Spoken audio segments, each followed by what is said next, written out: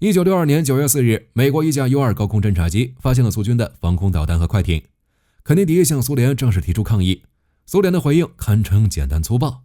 他们向古巴增派了一个可投掷核炸弹的轰炸集团，共42架战机，3个装备月神露娜短程导弹的自走火箭营，共60枚导弹和12枚战术核弹头，2个卡秋莎火箭营，共40部卡秋莎火箭发射车。同时，古巴政府也动员正规军兵力27万，配备 T-54 坦克394辆，高射炮888门，重型火炮和重迫击炮近1000门。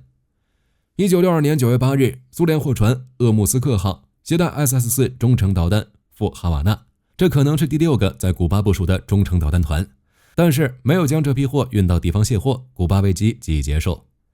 至1962年10月，苏联在美国不完全知情的情况下，在古巴秘密部署的核武器有2批，共158枚核弹头，有2艘苏联货轮因迪吉尔卡河号和亚历山大罗夫斯克号分别于10月4日和10月23日运抵古巴，其中包含60枚100万当量核弹头。这60枚战略核弹头中的36枚会在危机爆发后转移至陆地，以备第一波核攻击使用。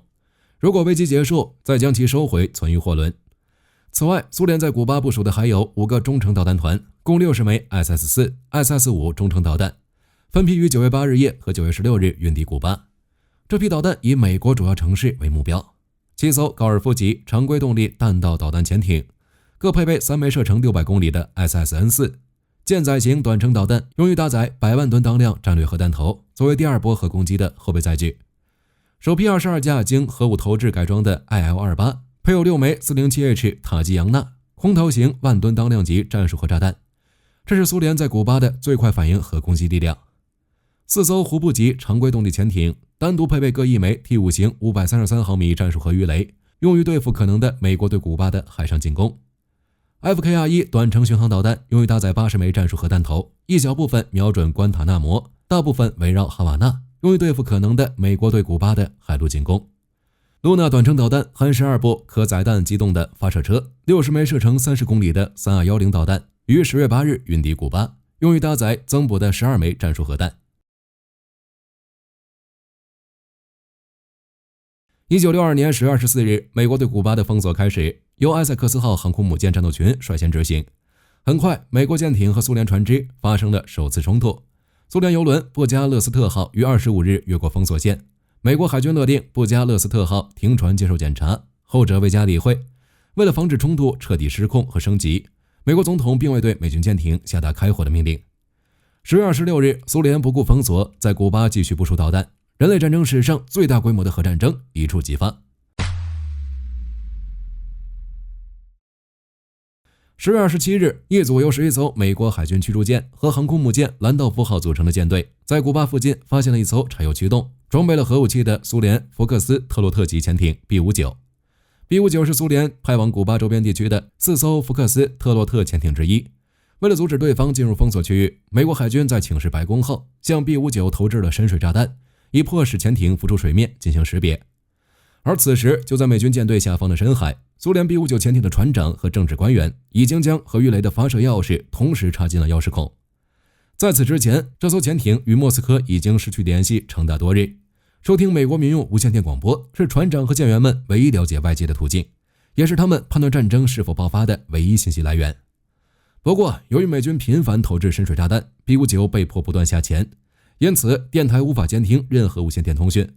恰逢此时遇到美军舰队的围追堵截，实实在在的深水炸弹让 B-59 的舰长和船员们一度怀疑美苏之间的战争已经爆发了。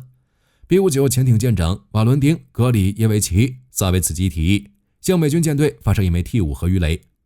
苏联搭载核弹的潜艇一般都是在得到船长和政治官员的许可后即可发射核弹，而 B-59 则还需要参谋长的批准才能发射，也就是说需要3人同时批准。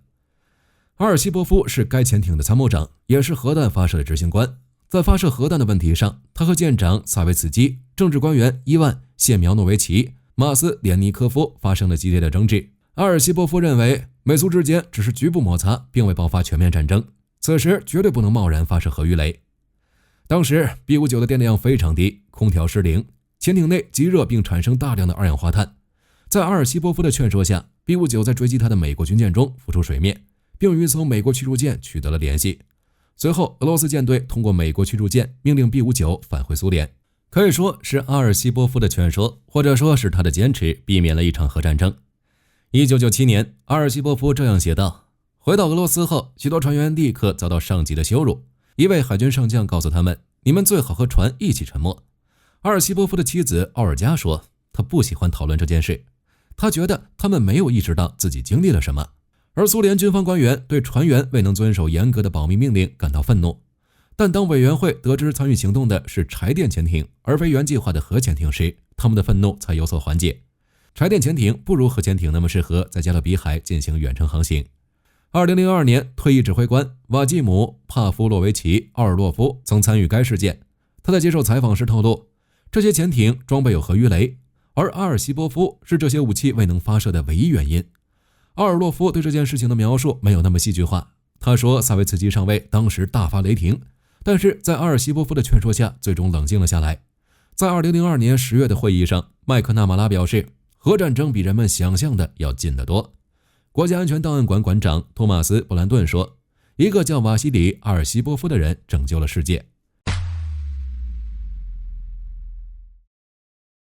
10月26日，肯尼迪告诉执行委员会，只有入侵古巴才能迫使苏联将导弹从古巴撤走。美国对古巴发动空袭并随后入侵的隐含威胁，使美国得以在未来的谈判中施加压力。军事行动的可能性在加速赫鲁晓夫提出妥协方案方面发挥了重要作用。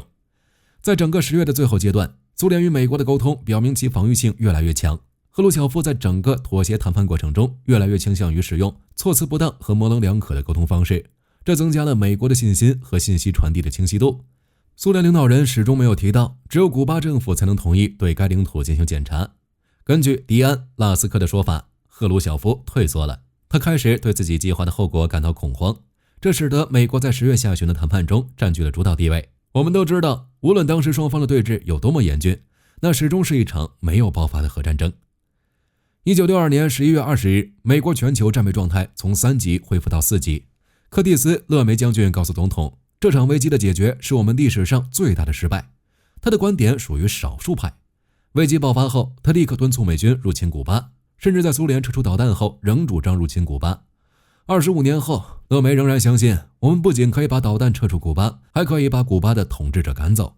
在1962年这一年，肯尼迪总统面临了4次危机：猪湾入侵失败、亲西方的老挝政府与老挝、巴特辽之间的和解谈判、柏林墙的修建以及古巴导弹危机。